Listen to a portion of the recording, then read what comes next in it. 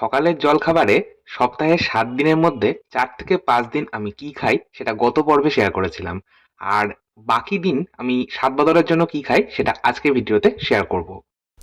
আমি এখানে ৪ piece brown bread toast করে নিয়েছি। মানে কোনো রকম বাটারের কিন্তু ব্যবহার আমি করিনি। জাস্ট রুটি সেঁকার যে তারজালিটা হয় সেইটার ওপর ব্রাউন ব্রেডগুলো রেখে গ্যাস বার্নারটা অন করে একটু এপিট ওপিট করে টোস্ট করে নিয়েছি। এবার এই টোস্ট করে নেওয়া ব্রাউন ব্রেডের ওপর দিয়ে দিচ্ছি ক্রাঞ্চি পিনাট বাটার। আপনারা চাইলে নর্মাল পিনাট বাটার ব্যবহার করতে পারেন। আর পিনাট বাটার আমি আজকে বাজারে কেনা পিনাট বাটার ব্যবহার করছি। আপনারা চাইলে বাড়িতে পিনাট বাটার বানিয়েও নিতে পারেন। আমি পিনাট বাটারের রেসিপি অলরেডি আগে চ্যানেলে শেয়ার করেছি, লিঙ্কটা ডেসক্রিপশন বক্সে দিয়ে দেবো। আমার ব্রেডগুলো রেডি করা হয়ে গেছে। এবার কিছু ফল নেব। ফল আমার ডেইলি ব্রেকফাস্টে থাকবেই। আর আপেল তো মাস্ট, আমি আগেও বলেছি। আপেলটা আমি টুকরো করে নিচ্ছি।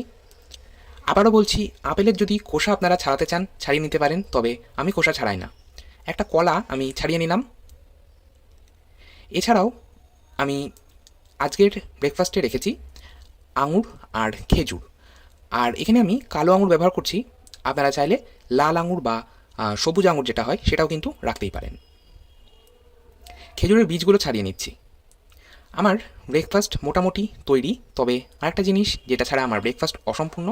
সেটা হলো টক দই। আমি এখানে মোটামুটি ৫০ থেকে ৬০ গ্রাম মতন টক দই নিয়ে নিচ্ছি। টক দই খাওয়া কিন্তু ভীষণই ভালো। টক দই যদি আপনারা ডেলি খান তাহলে ১ মাসের মধ্যেই কিন্তু আপনারা ফলটা নিজেরাই বুঝতে পারবেন। সবশেষে ওপর থেকে একটু বিট লবণ ছড়িয়ে আমি এবার খেয়ে নেব।